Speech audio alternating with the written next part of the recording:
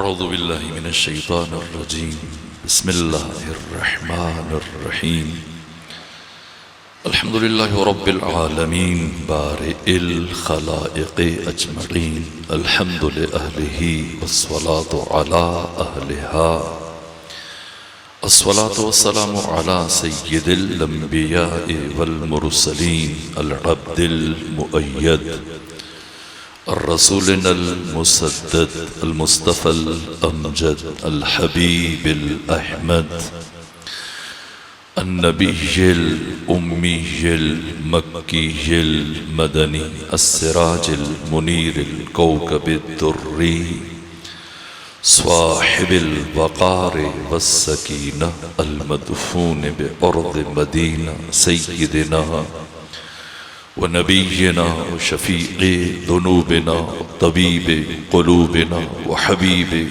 نفوسنا ومولانا أبي القاسم محمد المصطفى وأهل بيته الأطيبين الأطهرين الأنجبين المأسومين المظلومين ولعنة الله على أعدائهم ومنكري فضائلهم وغاصبي حقوقهم من جوم عداوتهم إلى الآن ومن الآن إلى قيام يوم الدين أما بعد فقد قال حق سبحانه وتعالى في القرآن بسم الله الرحمن الرحيم أفمن يهدي إلى الحق أحق أن يتبع أما لا يهدي إلا أن يهدى فما لكم كيف تحكمون صلوات بھیجیے خاندان فاطمہ.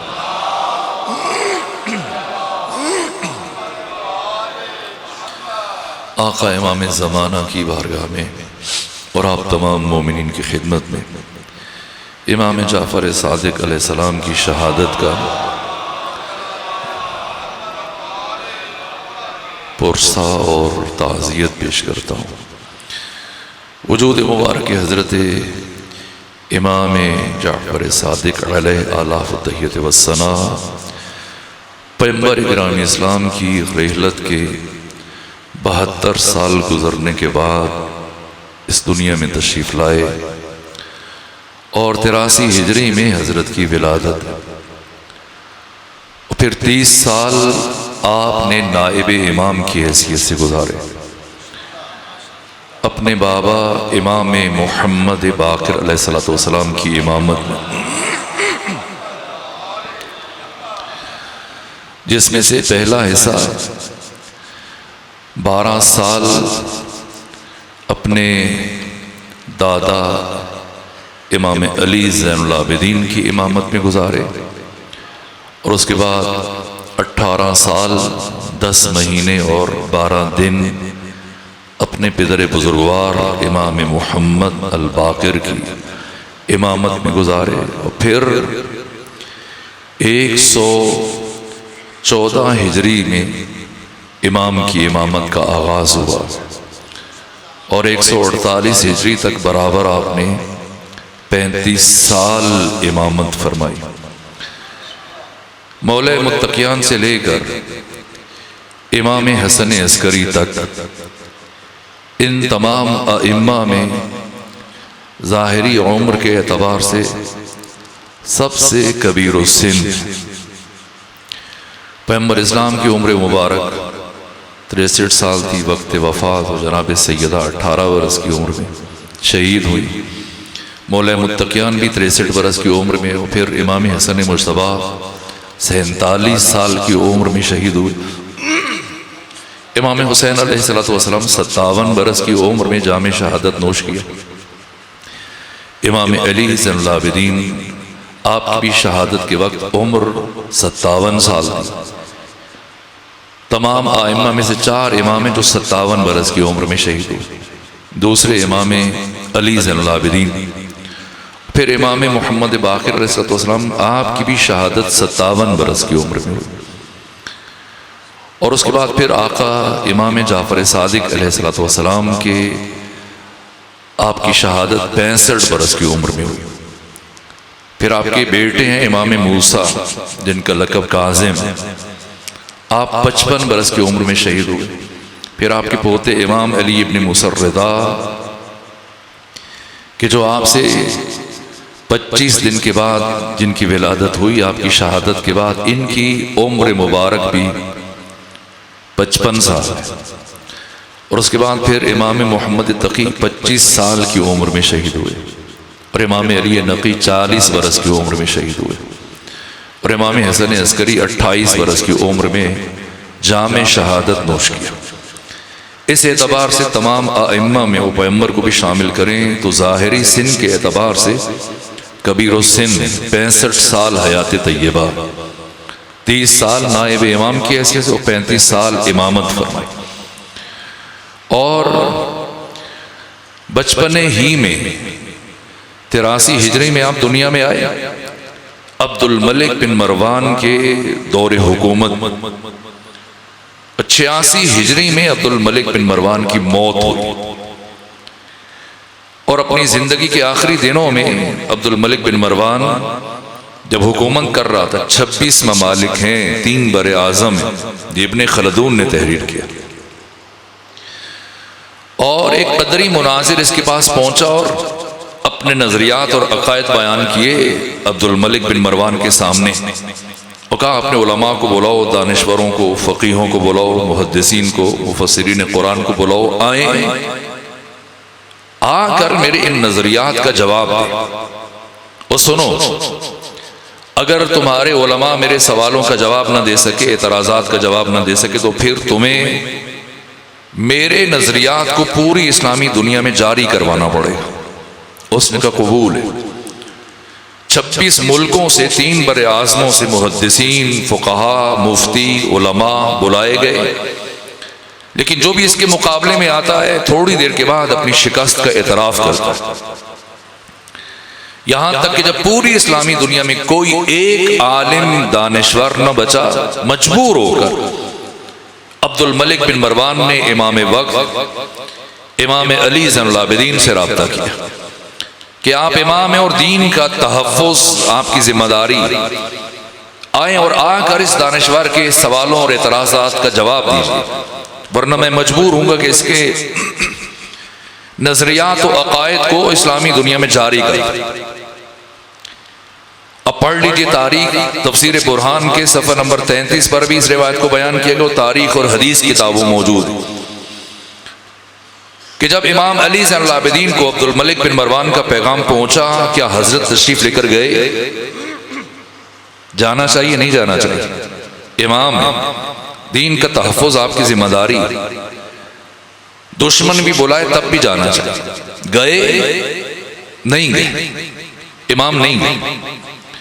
اس کے بعد آپ کے خود نہیں ہیں تو خود نہیں جا رہے کسی بھی وجہ سے، تو اپنے بیٹے کو بھیج دیں، امام محمد باقر علیہ السلام کو، انہیں بھیجا، انہیں بھی نہیں بھیجا، نہ خود گئے نہ اپنے بیٹے امام محمد باقر کو بھیجا۔ کسے بھیجا؟ اپنے 3.25 سال کے پوتے امام جعفر صادق کو روانہ کیا۔ ایک غلام کے ہمراہ امام مدینے سے شام کا سفر طے کر کے جب پہنچے، عبد الملک بن مروان کی نگاہ پڑی دربار میں، کہا یہ بچہ کون ہے؟ کہا یہ علی زین العابدین امام سجاد کا پوتا ہے۔ تو کہا یہاں کیا کر رہا ہے؟ کہا وہ خود نہیں آئے، انہیں بھیجا ہے مناظرے کے لیے۔ تو غصے سے پیچھو تاب کھانے لگا کہ اگر خود نہیں آنا تھا نہ آتے، میرے ساتھ یہ مذاق تو نہ کرتے کہ ملک کے تمام دانشور جس کے مقابلے میں شکست کا اعتراف کر چکے ہیں، یہ 2.5-3 سال کا بچہ کیا بات کرے گا اسے؟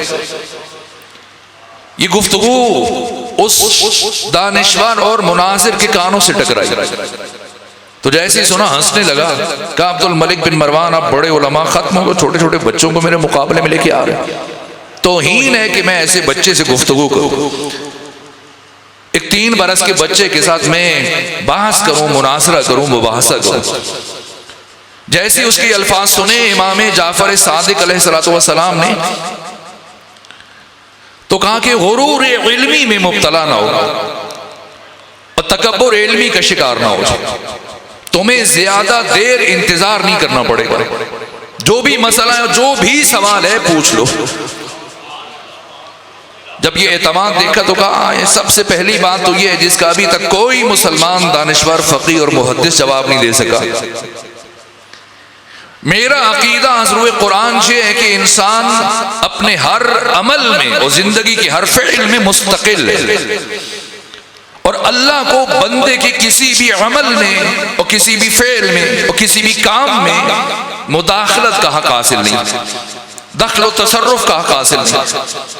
امام نے پوچھا قرآن پڑھا ہے؟ کہا میں حافظ کل قرآن۔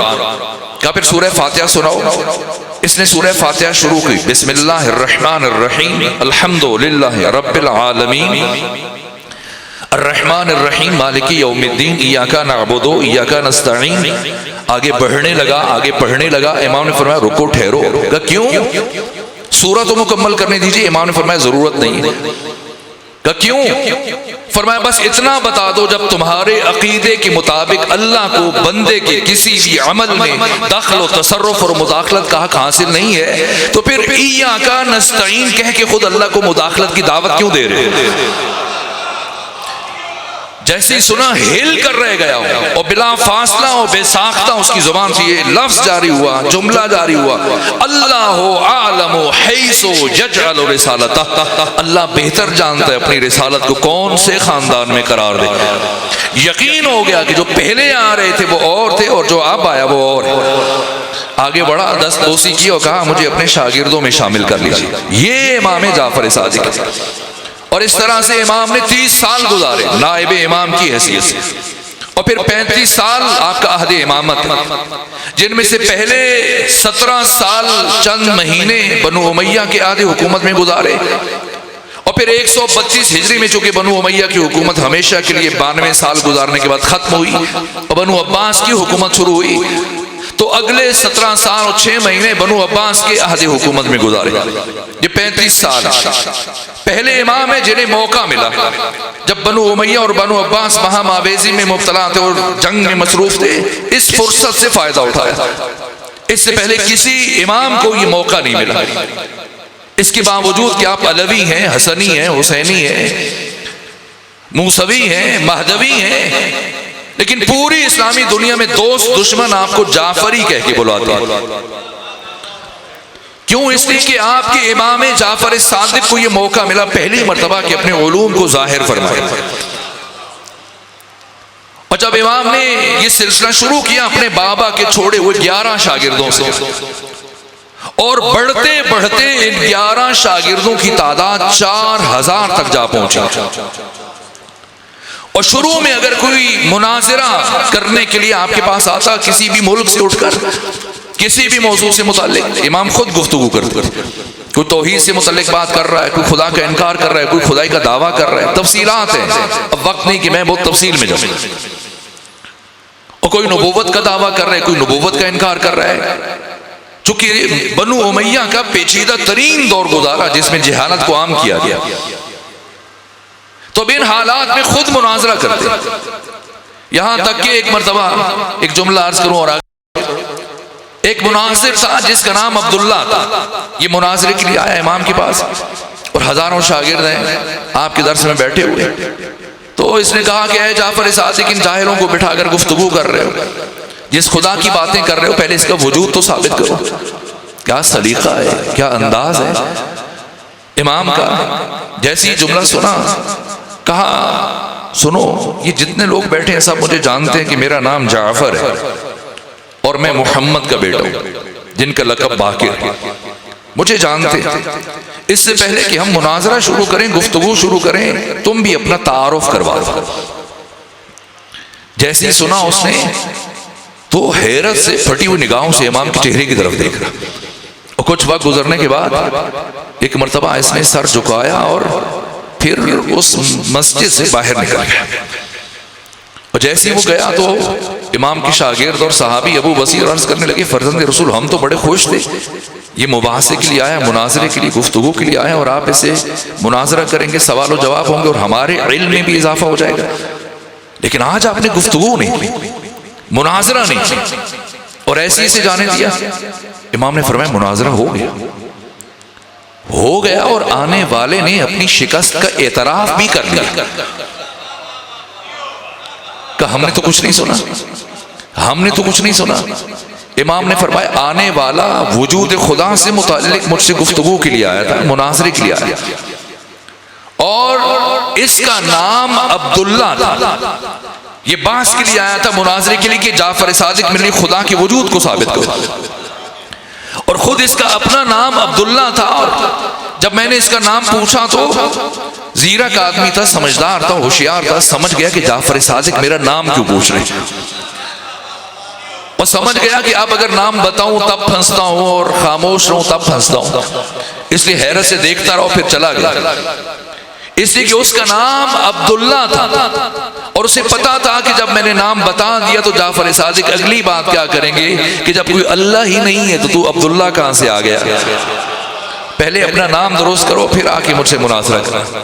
یہ اسلوب ہے، سلیقہ ہے، مناظرات، اس کے اوپر کتابیں لکھی گئی، ملحدین کے ساتھ، ابن ابی الاوجاع کے ساتھ، ابو شاکر دیسانی کے ساتھ، ابن درہم کے ساتھ، شروع میں خود مناظرہ کرتے تھے، اور پھر رفتہ رفتہ اتنی بڑی شخصیتوں کو تیار کیا ہے علوم میں کہ علوم قرآن میں جناب حمران جیسی برجستہ اور قداور شخصیت کو تیار کیا، لغت میں اور ادبیات میں ابان بن تغلب جیسی شخصیت کو تراشا اور تیار کیا، حکمت و فلسفہ میں ہشام بن حکم کو تیار کیا، علم کلام میں، عقائد میں مومن طاق کو تیار کیا، علم فقہ میں، حلال و حرام میں اور ان 56 ابواب فقہ میں جناب زرارہ جیسی شخصیت کو تراشا ہے، علم حدیث اور علوم حدیث میں ابو بصیر کو تیار کیا، اور علم کیمیا میں، علم کیمسٹری میں جابر بن حیان جیسی شخصیت کو تیار کیا۔ اگر بچے بیٹھے ہیں، جوان بیٹھے تو وہ وزن کریں گے۔ یہ دنیا جس شخصیت کو آج بابا کیمیا اور فادر آف کیمسٹری کہتی ہے، یہ جابر بن حیان امام کے 4000 شاگردوں میں سے ایک ہے، اور 500 یا 400 کتابیں لکھی جابر بن حیان نے، اور اپنی ایک کتاب کے شروع میں یہ تاریخی جملہ لکھا کہ قیامت تک آنے والا کوئی ایک دانشور میرے کسی بھی نظریے کو رد نہیں کر سکتا، کیوں؟ اس لیے کہ میں امام جعفر صادق کا شاگرد ہوں۔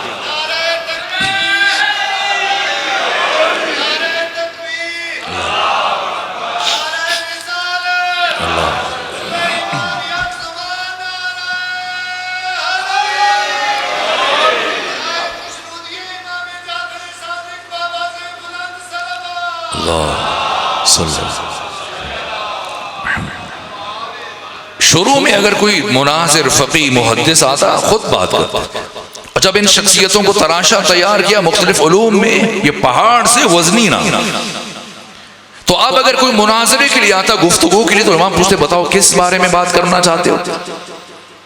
اگر کہتا ہے علم کلام میں، فرماتے مومن طاق سے بات کرو، اگر کہتا حدیث میں، فرماتے ابو بصیر سے بات کرو، اگر کہتا فقہ میں، فرماتے زرارہ سے بات کرو، اگر کہتا ہے حکمت میں، فرماتے ہشام بن حکم سے بات کرو، اگر اصرار کرتا اور ضد کرتا نہیں میں آپ سے مناظرہ کرنا چاہتا ہوں، امام فرماتے ان سے گفتگو کرو، ان سے مناظرہ کرو، اگر تم نے ان میں سے کسی ایک کو بھی شکست دے دی تو سمجھ لینا تم نے جعفر صادق کو شکست دی۔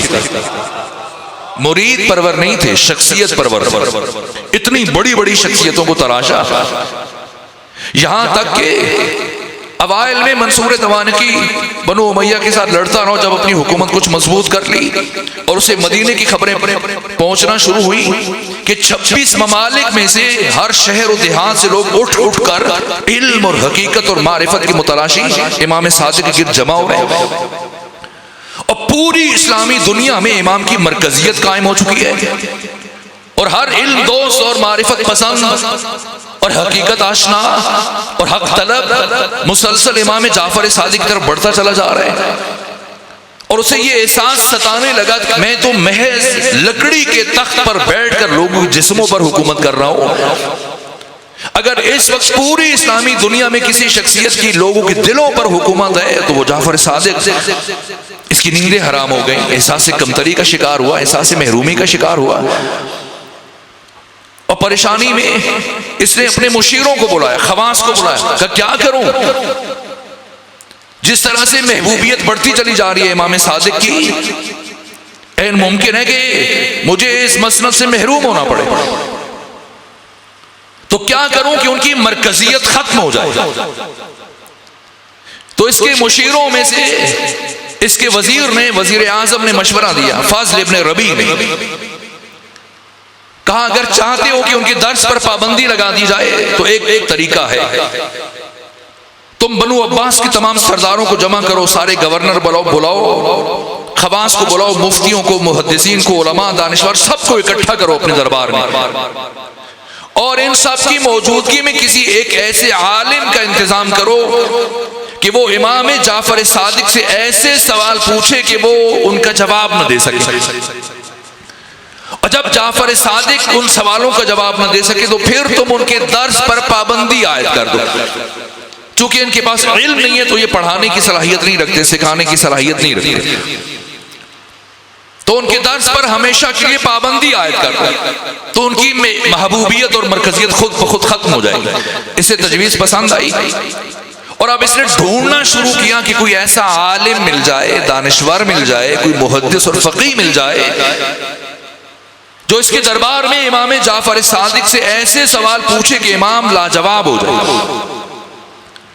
اور جب اس نے ڈھونڈنا شروع کیا تو پوری اسلامی دنیا میں 3 بر اعظموں میں 26 ممالک میں جو بھی عالم ملتا ہے یا تو براہ راست امام جعفر صادق کا شاگرد ہے یا آپ کے شاگردوں کا شاگرد ہے،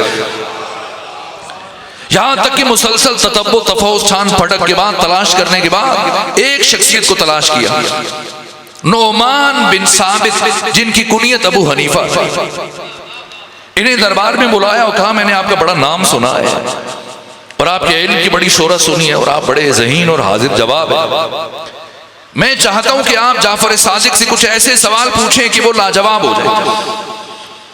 کہ نہیں، میں یہ کام نہیں کر سکتا، اس لیے کہ وہ میرے استاد اور میں ان کا شاگرد رہ چکا ہوں۔ کہا ٹھیک ہے، آپ پڑھتے رہے ان سے، لیکن اگر تم میرا یہ کام کرو تو میں سرکاری سطح پر تمہاری امامت کا اعلان کر دوں گا اور تمہیں امام اعظم کا خطاب دوں گا، اور اتنا عطا کروں گا کہ تمہاری نسلوں کے لیے کافی ہو جائے گا۔ بالآخر تحریض کے یا تخویف کے نتیجے میں ڈرایا دھمکایا اور لالچ دی قائل کیا، تو نعمان ابن ثابت ابو حنیفہ نے کہا کہ پھر مجھے مہلت دیں، وقت دیں کہ میں وہ سوال تیار کر سکوں، ایسے سوال کہ پھر جعفر صادق ان کا جواب نہ دے سکے۔ کہ جتنا جی چاہے آپ وقت لیجئے اور سوال تیار کریں، بس وہ لاجواب ہو جائے۔ مسلسل 4 مہینے دن رات سوچتے رہے، غور و فکر کرتے رہے ابو حنیفہ،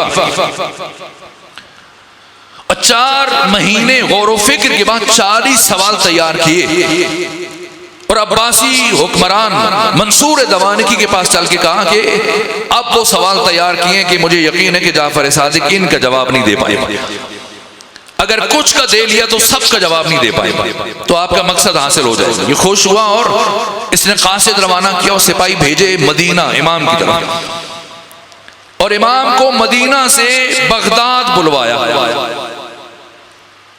اور جب امام پہنچے تو اب ہزاروں خواص کا مجمع ہے، کوئی عوام نہیں، بنو عباس کے سردار ہیں، فقیہ ہیں، محدث ہیں، علماء ہیں، گورنر ہیں، وزیر ہیں، مشیر ہیں، سب بیٹھے ہیں، اور وسط میں منصور دوانکی کی کرسی ہے، اور داہنے طرف امام جعفر صادق کے لیے مسند بچھائی گئی، اور بائیں جانب ابو حنیفہ نعمان بن ثابت کے لیے۔ اور اب منصور دوانکی نے اپنی گفتگو کا آغاز کیا، کہا ہے امام جعفر صادق یہ ہمارے ملک کے بہت بڑے فقیہ ہیں، عالم ہیں اور امام ہیں، تو ان کے کچھ سوالات تھے، ہم نے چاہا ہماری موجودگی میں آپ سے پوچھے جائیں تاکہ ہم سب بھی آپ کے علم سے استفادہ کریں اور کسب فیض کریں۔ اب یہ شخص برابر 2 سال امام کا شاگرد رہ چکا ہے، اور اہل تسنن کی کتابوں میں جا کے دیکھیں کہ ان کا اعتراف ہے، یہ جملہ کہا ابو حنیفہ نے بار بار کہا کہ لولا السنتان لہلک النعمان، اگر امام جعفر صادق کی شاگردی میں 2 سال نہ ملے ہوتے تو نعمان ہلاک ہو جاتا۔ اور کسی نے پوچھا عمر کتنی ہے؟ 70 سال عمر تھی، بڑھاپے میں، کہ کتنی عمر ہے آپ کی؟ کہ کہ 2 سال 2 سال اس نے سوچا شاید تھکے ہوئے ہیں یا بے خیالی میں کہہ دیا. کہا نہیں میں آپ کی عمر پوچھ رہا ہوں. کہا میں بھی وہی بتا دوں. کہا آپ تو معمر ہیں, سفید ریش ہیں, کیسے ممکن ہے آپ کی عمر؟ کا بس وہی 2 سال جو امام جعفر صادق کی صحبت میں گزرے. اور دنیا انہیں امام اعظم کہتی ہے. خود وزن کیجئے گا اس جملے کا کہ جس امام کی صحبت میں صرف 2 سال رہنے والا شاگرد ساری امت کے لیے امام اعظم بن جائے, اس جعفر صادق کی اپنی امامت کا معیار کیا ہوگا؟ تعارف کروایا منصور دوانکی نے تو امام نے بس ایک جملہ کہا, یہ ظرف کی بلندی کی انتہا ہے. نہیں کہا کہ کس سے لے کے آگے ہوئی تو میرا شاگرد ہے, نہیں, بس اتنا فرمایا ہم انہیں جانتے ہیں, ان سے کہیے جو پوچھنا چاہتے ہیں پوچھیں. 40 سوال نکالے ابو حنیفہ نے اور پہلا سوال پوچھا, فرزند رسول یہ بتائیے کہ مردار میں اور ذبیحہ میں کیا فرق ہے؟ کیوں ایک کا گوشت حلال ہے اور دوسرے کا گوشت حرام ہے؟ امام نے فرمایا خون کا فرق ہے. ایک کا خون اس کے جسم سے نکل جاتا ہے اس لیے وہ حلال ہے, اور دوسرے کا خون اس کے جسم میں رہ جاتا ہے اس لیے وہ حرام ہے. کہا اچھا خون کی وجہ سے, تو اللہ نے خون کو کیوں حرام قرار دیا؟ اگر اللہ خون کو حلال قرار دے دیتا تو کم سے کم اس مردار کا گوشت تو ضائع نہ جاتا, اور وہ غریب مفلس تو ہی دامن مفلوق الحال ایسے محروم افراد جو سال کے بقیہ دنوں میں اپنے بچوں کو گوشت نہیں کھلا سکتے, کم سے کم مردار کا گوشت کھلا دے اور ان کو بھی گوشت کھانے کا موقع مل جائے. تو اللہ نے خون کو کیوں حرام قرار دیا جس کی وجہ سے اس جانور کا گوشت ضائع چلا جاتا ہے؟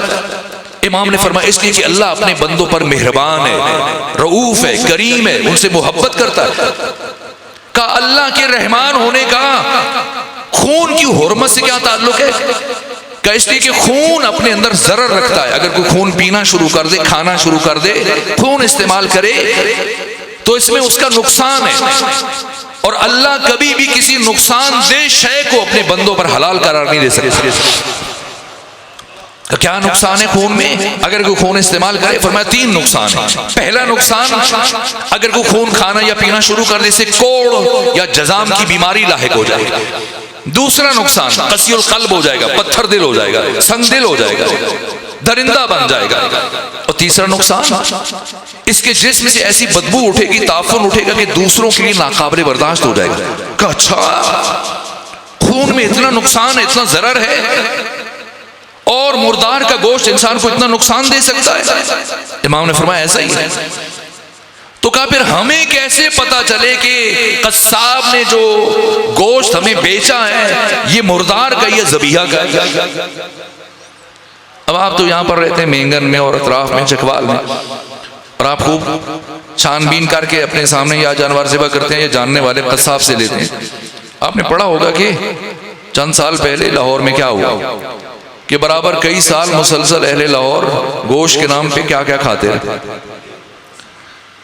تو کہا کہ فرزند رسول کیسے پتا چلے کہ جو گوشت ہم بازار سے خرید کر لائے ہیں یہ گوشت مردار کا ہے یا ذبیحہ کا ہے؟ ممکن ہے قصاب نے خیانت کی ہو اور ہمیں مردار کا گوشت بیچ دے. امام نے فرمایا اگر تم گوشت خرید کر لاؤ اور تمہیں شک ہو کہ مردار کا ہے ذبیحہ کا ہے تو گھر لانے کے بعد اس گوشت کو آگ پر رکھو. اگر سکڑنا شروع ہو جائے تو ذبیحہ, اور اگر پھیلنا شروع ہو جائے تو مردار ہے.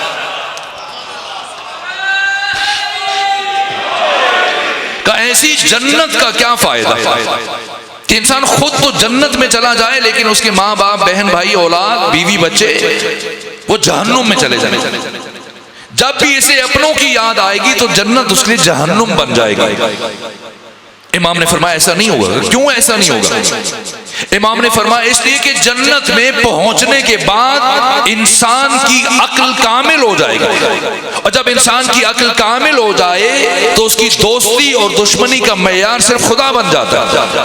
اور جب دوستی اور دشمنی کا معیار خدا بن جائے تو ایسا انسان کبھی اللہ کے کسی دشمن کے لیے پریشان نہیں ہوتا.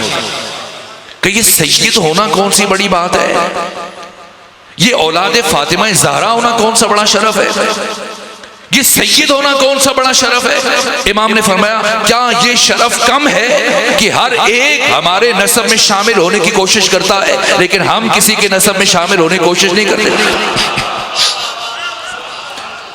اچھا یہ بتائیے کہ جو آپ کے شیعہ ہیں یہ اعمال میں سست ہیں، نماز روزے میں غفلت کرتے ہیں، سستی کرتے ہیں، لیکن جو آپ کی ولایت کو نہیں مانتے ہیں اور آپ کی امامت کے قائل نہیں ہیں وہ بڑی باقاعدگی سے نماز روزہ اور عبادات انجام دیتے ہیں.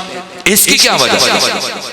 امام نے فرمایا کہ ابلیس نے ہمارے شیعوں کو عقیدے میں گمراہ کرنے کی کوشش کی تو ناکام ہو گیا، پھر اس نے سارا زور ہمارے شیعوں کے عمل پر صرف کیا جس کی وجہ سے عمل میں ان سے غفلت ہو جاتی ہے، سستی ہو جاتی ہے.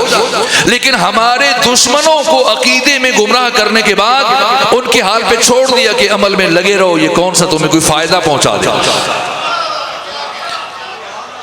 کہ فرزند رسول انسانوں کے اعمال ان کا اجر ثواب پاداش مادی ہے یا روحانی ہے؟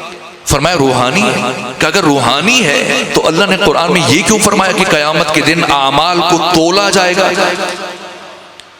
اللہ کو یہ کہنا چاہیے تھا کہ قیامت کے دن اعمال کو گنا جائے گا. بھلا وہ کیسا ترازو ہے، کیسا میزان ہے جس پر انسان کے اعمال اور ان کے اجر و ثواب اور پاداش کو تولا جا سکے؟ فرمایا ہوشیار ہو جاؤ، وہ میزان کی قیامت کے دن جس پر ہر انسان کے عمل کو تولا جائے گا وہ ہم محمد و آل محمد کی ولایت کا میزان ہے. اگر ولایت ہے تو ہر عمل قبول کر لیا جائے گا، اور اگر ولایت نہیں تو ہر عمل رد کر دیا جائے. 40 سوال پوچھے گئے، میں اختصار مد نظر ہے، وقت ختم ہو رہا ہے اس لیے یہ چند جملے. امام نے 40 سوالوں کے جواب دیے اور ہر سوال کے جواب میں پہلے کہا کہ علماء بصرہ کا یہ نظریہ، علماء کوفہ کا یہ نظریہ، علماء حجاز کا یہ نظریہ، علماء مدینہ کا یہ نظریہ ہے، اور ہم محمد و آل محمد اور قرآن کا یہ نظریہ. جب 40 سوالوں کے برجستہ و فوری جواب سنے ابو حنیفہ نے، اگرچہ منصور دوانکی کے کہنے پہ آیا تھا لیکن بالآخر علم دوست تھا، امام کا شاگرد رہ چکا تھا، باتوں کی گہرائیوں کو سمجھنے والا تھا. ایک مرتبہ ابو حنیفہ اٹھ کر کھڑا ہوا منصور دوانکی کے دربار میں اور یہ تاریخی جملے کے جو بڑے بڑے اہل سنت محدثین نے اپنی کتابوں میں درج کیے، کہا اے امام جعفر صادق، آج نعمان بن ثابت ابو حنیفہ منصور دوانکی کے دربار میں کھڑے ہو کر یہ اعلان کر کے جا رہا ہے کہ چشم فلک نے، آسمان کی آنکھ نے اس ساری کائنات میں جعفر صادق سے بڑا عالم نہیں دیکھا. یہ علم ہے امام. یہاں تک کہ امام واپس مدینہ تشریف لے گئے اور جناب ابو حنیفہ اس سے پہلے 2 سال تو مسلسل پڑھا اور پھر جب بھی کوئی مشکل پیش آتی تھی امام کے پاس چلے جاتے، 1 مہینے بعد، 2 مہینے بعد، 3 مہینے بعد. لیکن اب 2 سال سے زیادہ عرصہ گزر گیا اور ہمت نہیں پڑی کیسے جاؤں. جس نے انگلی پکڑ کے چلنا سکھایا میں اس کی چھڑی قیمت لگا رہا ہوں، جس نے بولنا سکھایا میں اس کے مقابلے میں آ گیا تو بڑی تکلیف دہ بات. تو اب ہمت نہیں کہ سامنا کرنا. اور جب 2-2.5 سال گزر گئے تو سوچا اب غصہ ٹھنڈا ہو گیا ہوگا اور اب ناراضگی ختم ہو گئی ہوگی. تو یہ گئے مکہ میں اور حج کے لیے اور وہاں سے مدینہ آئے. اور جب مدینہ آئے تو امام کے گھر کے باہر دروازے پر دستک دق الباب کیا اور امام کے غلام نے دروازہ کھولا. اور جب دیکھا سامنے ابو حنیفہ کھڑے ہیں تو کہا کہ مجھے امام کی طرف سے تاکید ہے کہ میں کچھ لوگوں سے ملاقات نہیں کروں گا اور ان میں آپ کا نام بھی شامل ہے، تو آپ واپس تشریف لے جائیے. لیکن امام ابو حنیفہ واپس نہیں گئے، وہیں کھڑے رہے. یہاں تک کہ کچھ فاصلے کے بعد، کچھ وقت گزرنے کے بعد اہل کوفہ کا ایک وفد آیا اور انہیں امام کی خدمت میں اس نے باریابی ملا، اجازت ملی، اور جب وہ اندر جانے لگے تو یہ بھی ان میں شامل، وہ اندر چلے گئے اور ان کے بیچ میں چل کے بیٹھے. اور جیسے امام تشریف لائے تو سب سے پہلے انہوں نے سوال کیا کہ امام بہت اچھا ہو گیا کہ یہاں پر اہل کوفہ کا اکابرین کا اور خواص کا وفد آیا ہوا ہے. چونکہ میرا تعلق بھی کوفہ سے ہے اور یہ بھی کوفہ سے ہیں اور میں جانتا ہوں کوفہ میں آپ کے محبین اور آپ کے شیعہ اور آپ کے پیروکار بعض اصحاب رسول پر لعن طعن کرتے ہیں، انہیں غاصب کہتے ہیں، برا بھلا کہتے ہیں، ان کی ملامت کرتے ہیں، انہیں ناپسند کرتے ہیں. تو یہ اکابرین کا وفد ہے، اگر آپ ایک تحریر لکھ کے ان کے ساتھ روانہ کر دیں تاکہ پھر آپ کے شیعہ اور محب یہ کام چھوڑ دیں اور لعن طعن نہ کریں. امام نے فرمایا ابو حنیفہ کون ہماری بات سنتا ہے؟ کون ہماری بات مانتا ہے؟ کیوں نہیں سب مانتے ہیں، آپ لکھ کے بھیجیں دیکھیں سب مانیں گے۔ امام نے فرمایا انہیں چھوڑو، اپنی بات، تم 2 سال برابر میرے شاگرد رہ چکے، 2 سال مجھ سے سیکھتے رہے، پڑھتے رہے، میں تمہارا استاد ہوں، اس کے باوجود کہ میں تمہارا استاد ہوں تم میرے شاگرد ہو، میں نے تمہیں اپنے گھر آنے کی اجازت نہیں دی، تم بغیر اجازت اندر آ گئے، میں نے تمہیں گفتگو کی اجازت نہیں دی، تم بغیر اجازت لیے گفتگو شروع کر دی، تو جب میرا شاگرد میری بات ماننے کے لیے تیار نہیں تو کسی اور سے کیا توقع رکھوں کہ وہ مانے گا؟ اور میں نے سنا ہے آج کل تم نے امامت کا دعویٰ کر رکھا ہے، خود کو امام سمجھتے ہو۔ کہا جب مجھ میں صلاحیت ہے تو کیوں نہ دعویٰ کروں، کیوں نہ خود کو امام سمجھوں۔ فرمایا اچھا اگر صلاحیت ہے تو یہ بتاؤ کہ اگر کوئی شخص حالت احرام میں ہرن کے اوپر والے دانت توڑ دے تو اس کا کفارہ کیا؟ کچھ دیر سوچتے رہے سر اٹھایا، کہا مجھے اس مسئلے کا نہیں پتا۔ امام نے فرمایا آپ کو یہ بھی نہیں پتا کہ ہرن کے اوپر والے دانت ہوتے ہی نہیں، تو جب اتنا بھی نہیں پتا ہے تو پھر اتنا بڑا دعویٰ کیوں کر رکھا ہے امامت؟ اور سنا ہے کہ آپ دین میں قیاس سے کام لیتے ہیں، درحالی کہ دین میں سب سے پہلے جس نے قیاس کیا وہ ابلیس تھا۔ تو ظاہر ہے جب قرآن میں کسی مسئلے کا حل نہیں ملے گا اور سنت میں جواب نہیں ملے گا تو قیاس کے علاوہ کیا راستہ بچ جاتا ہے؟ امام نے فرمایا اگر آپ کا منہج اور مشرب اور مسلک قیاس ہے تو پھر بتائیں کہ قتل بڑا جرم ہے یا بدکاری بڑا جرم ہے؟ کہ قتل بڑا جرم ہے اور بدکاری قتل سے چھوٹا جرم ہے۔ امام نے فرمایا ایسا ہی ہے جیسے آپ کہہ رہے ہیں، قتل بڑا جرم ہے لیکن قتل کے ثبوت کے لیے 2 گواہ کافی، اور جو چھوٹا جرم ہے بدکاری اس کے ثبوت کے لیے 4 گواہ شرط ہے۔ تو جو بڑا جرم ہے اس کے لیے 2 گواہ کافی، اور جو چھوٹا جرم ہے اس کے لیے 4 گواہ دین میں شرط ہے۔ اگر مسلک قیاس ہے تو اب بتائیں پھر یہ کیسے ہو گیا؟ کہ اس کا مجھے نہیں پتا۔ امام نے فرمایا اچھا یہ بتاؤ کہ عورت کمزور ہے یا مرد کمزور ہے؟ کہ عورت کمزور ہے۔ کہا جو کمزور ہے اس کا میراث میں وراثت میں حصہ زیادہ ہونا چاہیے تاکہ اس کی کمزوری اور ضعف اور ناتوانی کا جبران ہو جائے۔ کہا ایسا ہے۔ امام نے فرمایا لیکن برعکس ہے، عورت کا حصہ کم ہے۔ کیوں؟ کہ نہیں معلوم۔ کہ بتاؤ نماز افضل ہے یا روزہ افضل ہے؟ کہ نماز افضل ہے۔ امام نے فرمایا ایسا ہی ہے، نماز روزے سے افضل ہے، لیکن جب ایک عورت مہینے کے کچھ دن کسی وجہ سے نماز نہیں پڑھ سکتی اور روزہ نہیں رکھ سکتی اور بعد میں جب دوبارہ پاکی کی حالت میں پلٹتی ہے تو اس پر روزوں کی قضا تو واجب ہے لیکن نماز کی قضا نہیں ہے۔ تو جو افضل ہے اس کی قضا نہیں ہے اور جو افضل نہیں ہے اس کی قضا واجب ہے۔ کیوں؟ کہ نہیں معلوم۔ امام نے فرمایا بتاؤ وہ کلمہ کیا ہے جس کا آغاز کفر ہے اور جس کا اختتام اسلام ہے؟ کہ نہیں معلوم۔ امام نے فرمایا یہ بتاؤ عاقل کسے کہتے ہیں؟ کہا جو خیر و شر میں فرق کر سکے۔ امام نے فرمایا یہ کام تو جانور بھی کر لیتا ہے، قرآن نے عاقل کسے کہتے ہیں؟ کہ نہیں معلوم۔ امام نے فرمایا بتاؤ نیکی کا کمال کیا ہے؟ کہ نہیں معلوم۔ اس نے 40 سوال پوچھے تھے، امام نے ہر سوال کا جواب دیا۔ آج امام نے بھی اسے پورے 40 سوال پوچھے، وہ کسی ایک سوال کا جواب نہیں دے پائے، اور سب سے آخر میں جو امام نے سوال پوچھا وہ سورہ مبارکہ تکاثر کی آیت نمبر 8 پڑھی کہ یہ بتاؤ، یہ جو قرآن مجید کی آیت ہے کہ ثم لتسألن یومئذ عن النعیم، کہ پھر قیامت کے دن نعمتوں سے متعلق سوال کیا جائے گا۔ کہ بتاؤ یہ کون سی نعمتیں؟ کہ یہی نعمتیں جو ہم کھاتے ہیں، پیتے ہیں، پہنتے ہیں، استعمال کرتے ہیں۔ امام نے فرمایا اگر تمہارے ذہن میں، تمہارے خیال میں یہ نعمتیں مراد ہیں تو پھر بتاؤ اگر کوئی شخص تمہیں اپنے گھر کھانے پہ بلائے، دعوت دے، اچھے کھانے کھلائے، بہترین مشروبات پیش کرے، رخصت کرتے ہو تمہیں تحفے دے، لباس دے، پارچہ دے، خوشبو دے اور عزت سے رخصت کرے، لیکن اس کے بعد جب لوگوں کے درمیان تم کھڑے اسے مل جاؤ تو پوچھنا شروع کر دے بتاؤ فلاں دن جب تم میرے گھر میں آئے تھے میں نے تمہیں کھانے کے لیے کیا دیا تھا، پینے کے لیے، پہننے کے لیے تحفے کیا دیے تھے، تو تم ایسے شخص کے بارے میں کیا سوچو گے اور کیا رائے قائم کرو گے؟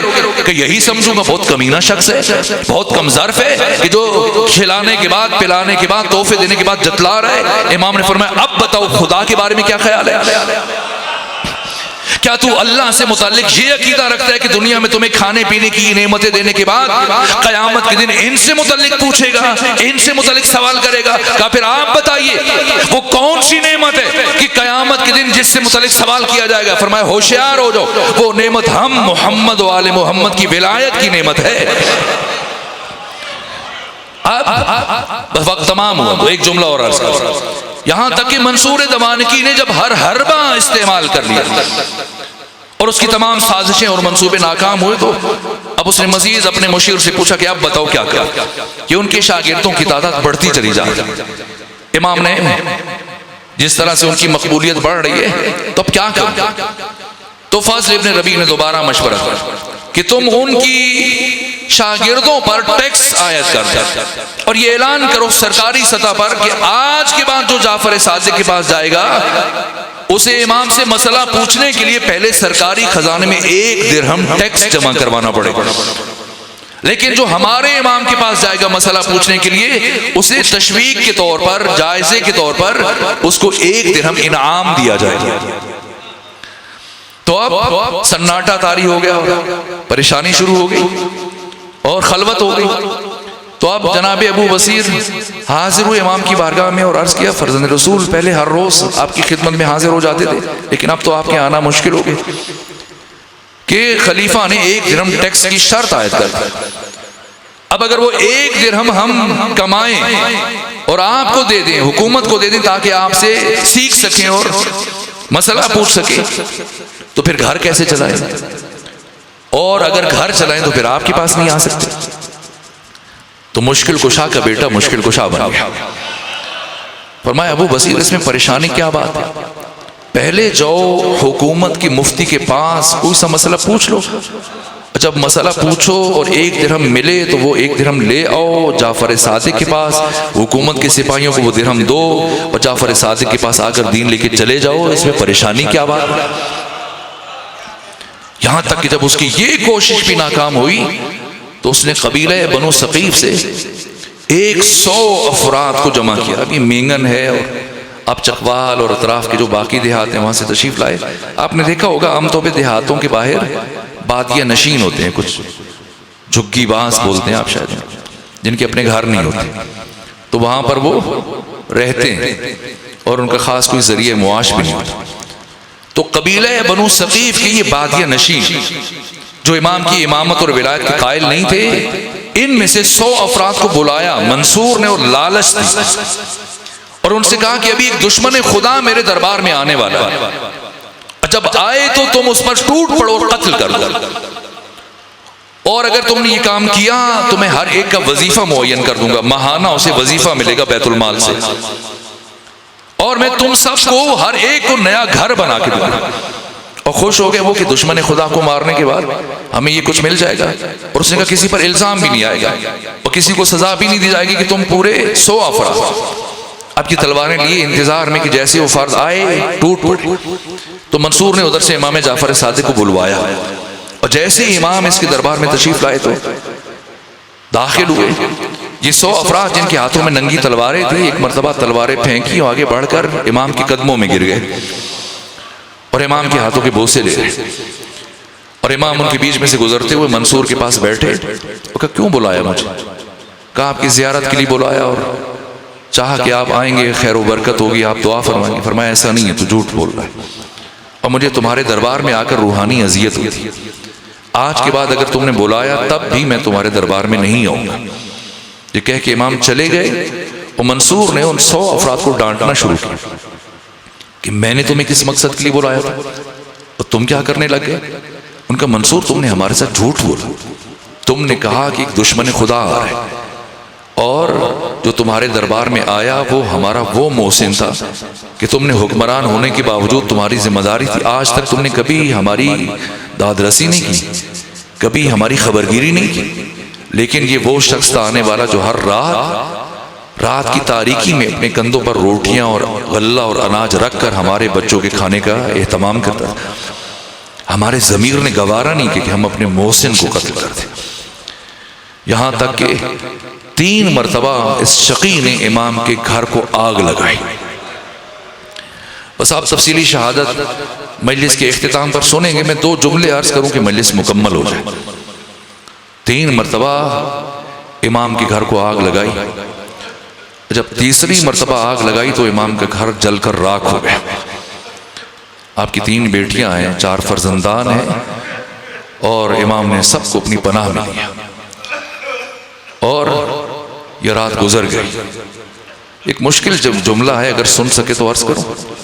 صرف آگ نہیں لگائی، جب آگ لگ گئی تو خود منصور بھی مدینے میں موجود تھا اور اس نے محمد بن سلیمان مدینے کے گورنر سے کہا کہ جعفر صادق کو ساتھ لے کے آنا۔ سنیں گے امام صادق کو کس حال میں گھر سے دربار تک لے کے جایا گیا؟ اللہ کی قسم 61 ہجری میں جس طرح علی کی شیر دل بیٹی کو کربلا سے کوفہ سے شام لے کے جایا گیا، اس سے زیادہ مشکل انداز سے امام جعفر صادق کو گھر سے دربار لے کے گیا۔ حالت کیا تھی؟ آپ کے سر پر امامہ نہیں تھا۔ کہا ابن سلیمان رک جاؤ، مجھے سر پہ امامہ رکھنا تھا۔ کہ نہیں، اجازت نہیں ہے، منصور آپ کا انتظار کر رہا ہے۔ نہ پاؤں میں جوتے ہیں، نہ سر پہ امامہ ہے، نہ کندھوں پہ عبا ہے۔ اس حال میں محمد بن سلیمان اس کے ساتھ 200 سپاہی تھے۔ جب امام کو گھر سے لے کے جایا جا رہا تھا، باقی سب گھوڑوں پر سوار تھے اور امام کو انہوں نے بازو سے پکڑا ہوا پیدل کس توہین اور بے ادبی کے ساتھ لے کر گئے۔ اب وہاں پر منصور دوانکی نے 3 مرتبہ تلوار کی طرف ہاتھ بڑھایا، لیکن پھر ہاتھ کھینچ لیتا تھا۔ اور فضل ابن ربیع نے امام کے جانے کے بعد منصور سے پوچھا کہ میں نے دیکھا اور تمہارا ارادہ بھی تھا کہ تو قتل کرے گا، لیکن قتل نہیں کیا، 3 دفعہ ہاتھ لے کر گیا پھر پیچھے ہٹا لیا۔ کہا میں جب بھی تلوار کی طرف ہاتھ بڑھاتا تھا تو سامنے پیغمبر اسلام کھڑے ہوتے اور مجھ سے کہتے کہ اے منصور میرے بیٹے جعفر صادق کو قتل نہ کرنا، تو میں ہاتھ واپس کھینچ لیتا۔ بس میرے عزیزو، آج 16 شوال ہے، جو گزشتہ شب ہے اس میں امام کی تدفین ہوئی۔ آخری جملہ عرض کر، ائمہ میں سے سب سے بڑا جنازہ امام جعفر صادق علیہ السلام کا۔ مدینے کی گلیاں اس طرح سے لبریز تھیں، اطراف سے آپ کے شاگرد اہل مدینہ ٹوٹ پڑے تھے، اہل مکہ جمع تھے، سر ہی سر نظر آ رہے تھے اور انتظار میں تھے کہ اب امام کا نماز جنازہ گلی میں لایا جائے۔ عجیب طرح سے شہادت ہوئی۔ میں نے پڑھا 4 ائمہ کو جو زہر دیا، باقی ائمہ کو جو زہر دیا، ان میں سے 4 اماموں کو جو زہر دیا گیا وہ سب سے مشکل زہر۔ ان میں سے ایک امام جعفر صادق ہے، زہر اتنا شدید تھا کہ ایک مرتبہ امام کے جگر کے ٹکڑے کٹ کٹ کے زمین پر گر رہے ہیں، پاؤں کے تلوے پھٹ گئے، ہاتھوں کی انگلیوں سے خون جاری ہوا ہے، آنکھوں سے خون جاری ہوا ہے۔ اس حالت میں آخری وقت میں امام نے جب پانی طلب کیا تو امام موسیٰ کاظم نے جب پانی پیش کیا، امام کے ہاتھوں میں راشا تھا، کپ کپی تھی، وہ جام امام کے ہاتھ سے نیچے گرا۔ دوبارہ امام موسیٰ کاظم نے جام بھر کے پیش کرنا چاہا کہ نہیں، میں چاہتا ہوں کہ اپنے جد حسین کی طرح دنیا سے پیاسا رخصت ہو۔ اور بس جب روح قفس انصری سے پرواز ہوئی، ایک جملہ امام کی جب شہادت ہوئی تو اب جب امام موسیٰ کاظم نے ارادہ کیا اپنے بابا کا نماز جنازہ اٹھائے، 3 بیٹیاں، ایک بیوی کا نام اسماء ہے، ایک بیوی کا نام ام فرما ہے، آپ کی والدہ کا نام بھی ام فرما تھا، آپ کی بیٹی کا نام بھی ام فرما، اور تیسری بیٹی کا نام فاطمہ ہے۔ یہ تینوں بیٹیاں اپنے بابا امام جعفر صادق کے جنازے سے لپٹ گئی ہیں۔ جب جنازہ نہیں چھوڑ رہی تھی اور امام موسیٰ کاظم بار بار کہہ رہے تھے کہ افراد انتظار کر رہے ہیں، اب بابا کا جنازہ لے کے جانا ہے، اور جب دیکھا کہ آپ کی تینوں بہنیں امام صادق کے جنازے سے الگ نہیں ہو رہی ہیں تو آگے بڑھ کر بڑی شفقت سے، بہت احترام سے، بڑے آرام سے اپنی ایک ایک بہن کو الگ کیا امام صادق کے جنازے سے۔